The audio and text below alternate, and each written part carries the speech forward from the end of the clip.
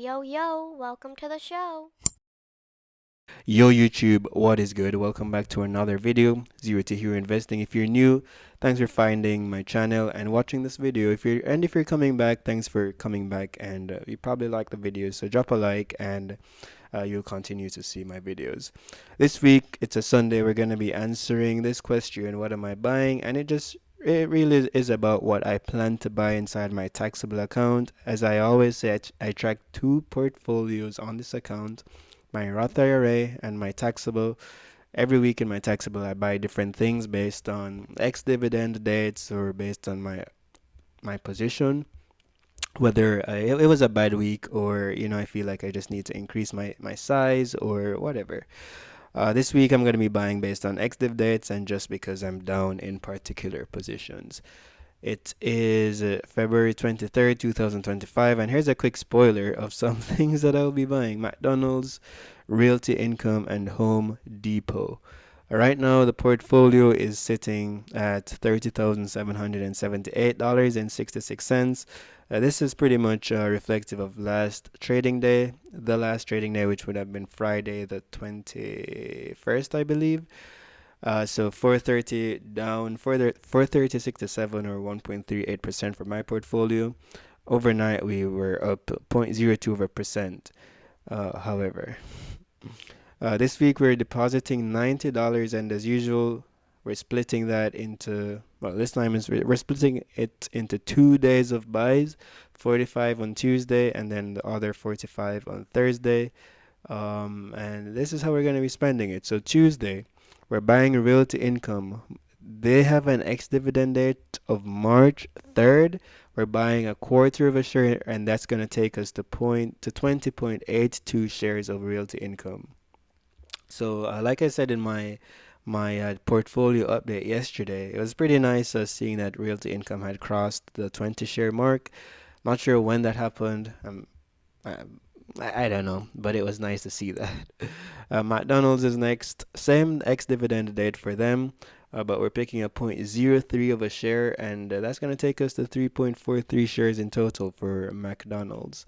Same day on Tuesday, we're getting some Home Depot, and nothing in parentheses here. That just means that they don't like. I'm not buying this stock based on an expected ex-dividend date. I'm just buying it because I saw that Home Depot is down, or I'm down in the position. I think I'm down about 4 or 6% right now.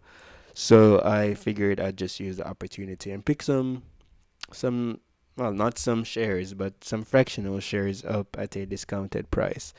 Point zero four of a share, adding to what we currently have, is gonna take us to 1.42 shares of Home Depot.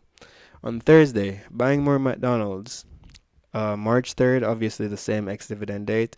This time we're picking up point zero 0.07 of a share, taking us to 3.5 shares in total. And since this is the last day, in theory, that we're gonna be buying McDonald's before its ex-dividend date, this is where it's gonna like close off. So the payment we receive whenever it pays should be based on us having 3.5 shares of McDonald's. So I like that it's a nice round number there. Next, we have on our list General Mills. They have an ex dividend date of way out in April 10. Either way, down in the position, so kind of best of both worlds. Picking up a little bit more at a cheaper price and then buying into the ex dividend date. 0.15 of a share, taking us from 11 flat shares or 11 shares flat to 11.15 shares. And that's all. That should be. Oh, I lied. We have one more. 1.5 shares of Ford, taking us from 123 and a half shares of Ford to 125 shares of Ford. I think, yeah, they don't have a next div coming up, at least not in the near future. They just paid their dividend actually, or I'm expecting their payment soon. So forward, it continues to drop, but of course we're just picking up more shares at this cheaper price.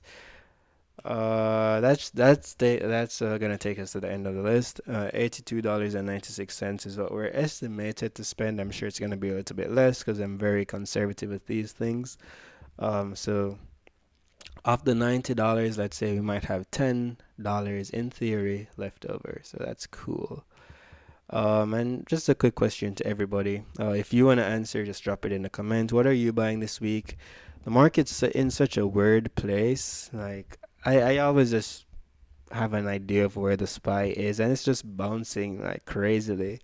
Between let's say 595, maybe even 590, and then 610, 612. I think it did hit an all-time high this week. So of course, everything's volatile with the markets being close to all-time highs and then everything else happening in the world.